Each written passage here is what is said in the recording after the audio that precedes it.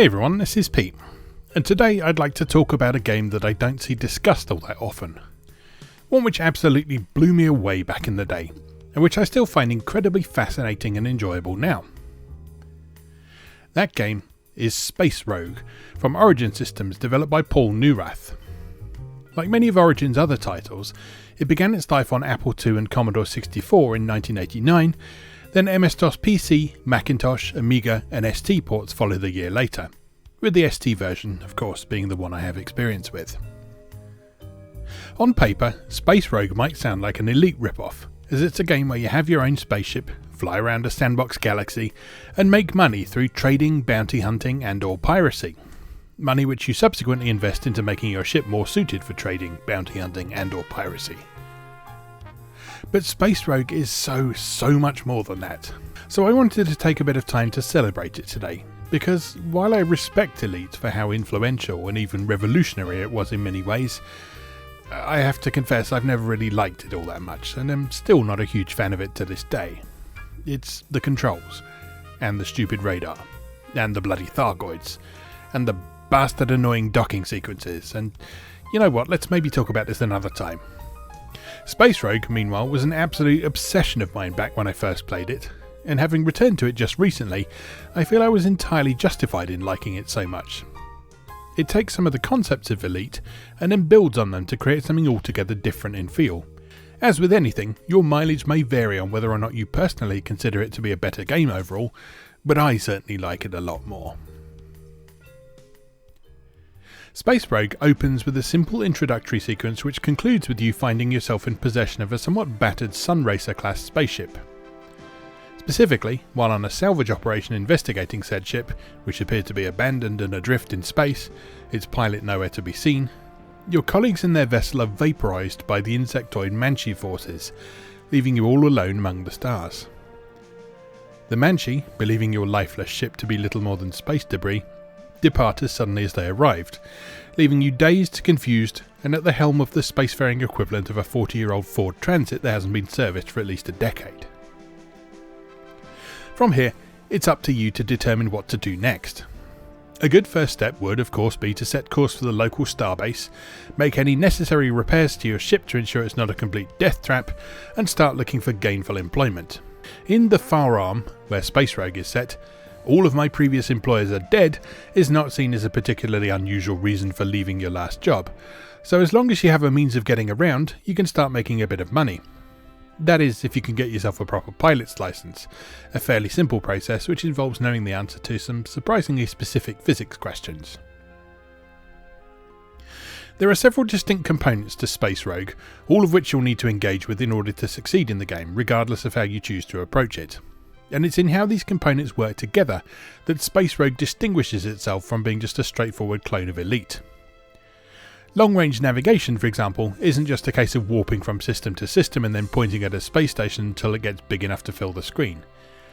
Instead, Space Rogue features a top-down interface for exploring the solar system you're currently in, showing you where to find various stellar phenomena including planets, asteroid fields and nebulae, as well as important structures such as starbases and the Malaya gates that lead to other systems.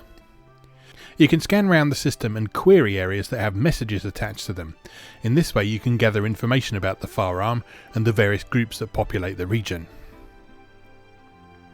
Setting a course for a destination in your current system and firing up the engines causes time to pass in an accelerated fashion, during which period you'll either have an uneventful trip or occasionally encounter other passing ships.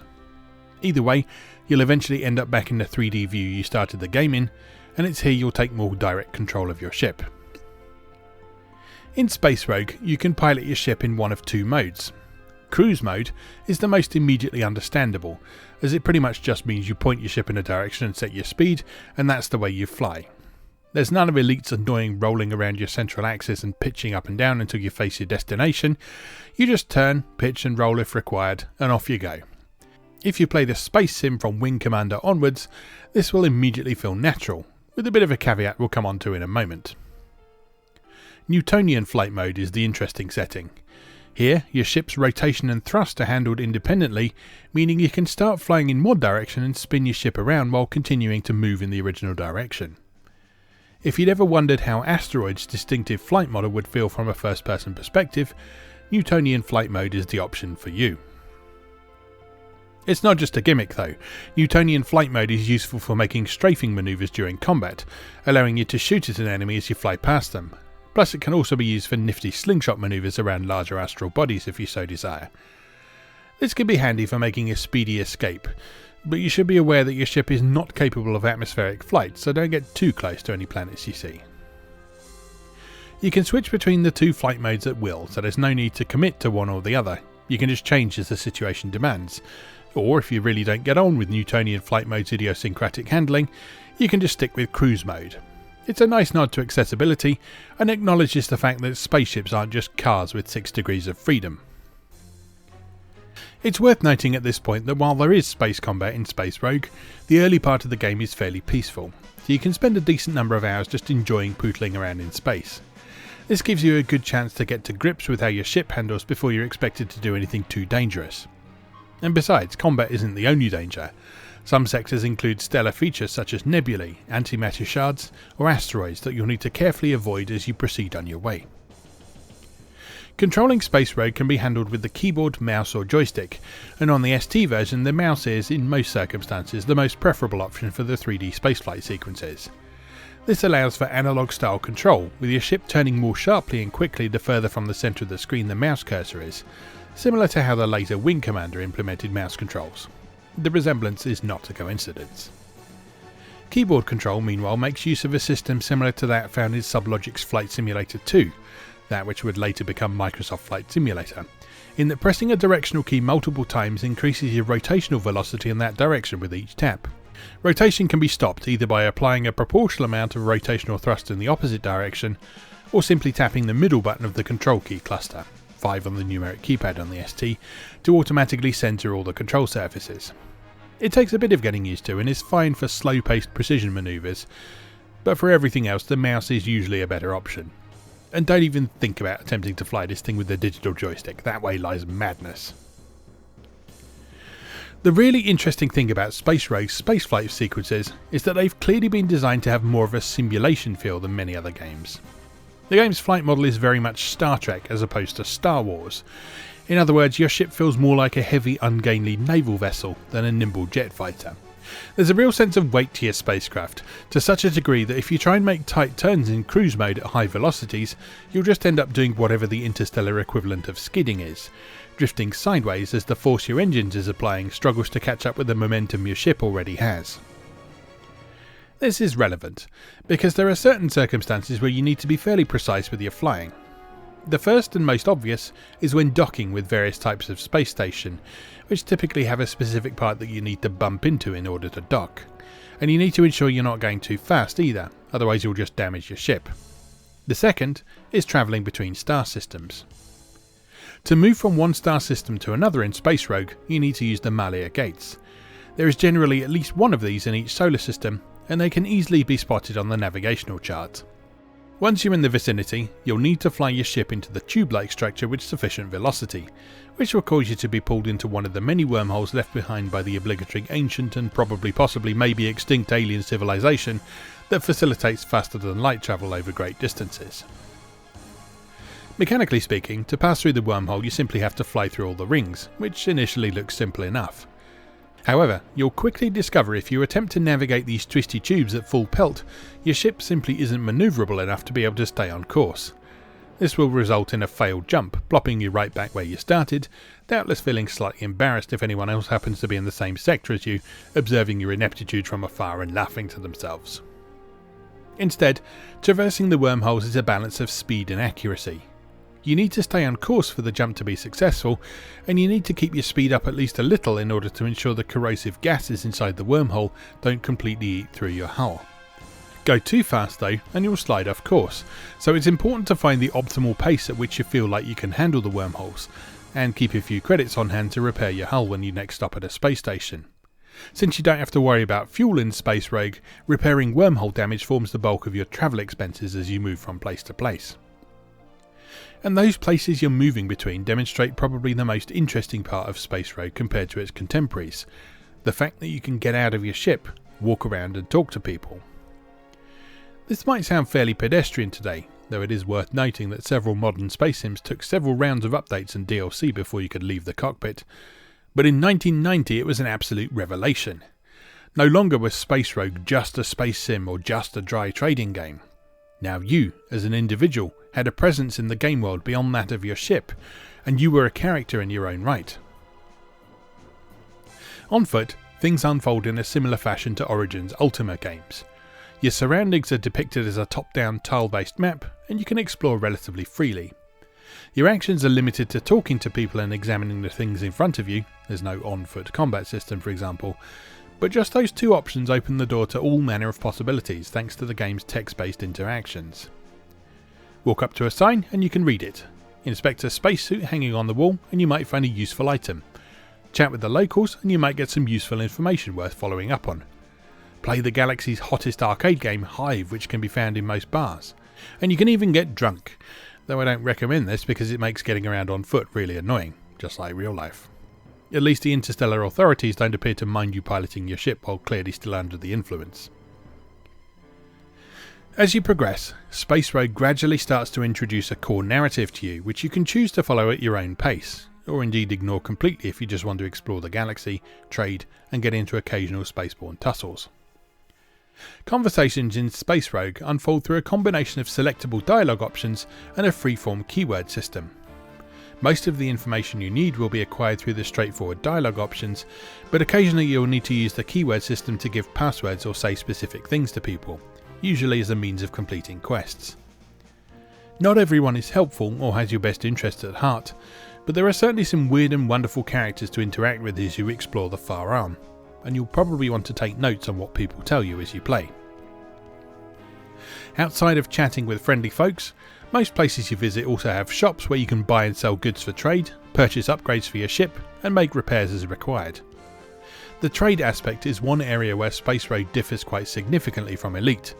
While the game's trading prices do fluctuate slightly over time, the game lacks a truly dynamic economy simulation based on supply and demand on a large scale, meaning effective trading is mostly about learning the best places to buy low and sell high, and the overall scope of the game is relatively small, unfolding across 8 main solar systems with 1 or 2 bases each, rather than Elite's 8 galaxies with 256 planets each. In Space Rogue's defence, each of those solar systems and the bases found therein are fully handcrafted, while Elite's universe is procedurally generated, though legend has it that Braben and Bell removed an entire galaxy from the game after discovering a single planet had been generated with the name Arse. Really though, this is just one of many reasons why Space Rogue simply shouldn't be compared to Elite at all, and should instead be examined on its own merits, because the more you play it, the more you realise its focus is very, very different indeed. At its heart, it's an RPG rather than a conventional space sim, only your character is your ship rather than the little man running around. You can level up by purchasing new hull plates which increase your ship's maximum hit points. You can add new equipment to increase your attack and defensive power, and progressing through the game comes through earning reputation rather than experience, which is primarily achieved through combat. Try telling all this to Sean Masterson of ST Format, however, who panned the game with a 30% score, branding it almost unplayable and repeatedly drawing comparisons to Elite throughout, despite, as we've seen, the focus being very different. Masterson levelled criticism at Space Rogue for being a game you have to figure out how to play despite the extensive and evocative documentation that accompanies it, more on that in a moment, and regarded the on-foot interactions as tediously interwoven scams from which your character can't escape because, as usual, he ends up being the focal point of it. This latter part seems like a strange criticism. Surely in a game where you are the hero, you want to be the focal point of what's going on. Perhaps Masterson was hoping for a game where you simply felt like part of something bigger, where things went on around you without your intervention. A noble wish perhaps, but this is something that even the biggest and most ambitious games of today struggle with making feel convincing. There's no getting away from the fact that the player is always going to be the most important person in the room, by the very nature of the way video games are designed and virtual worlds are simulated.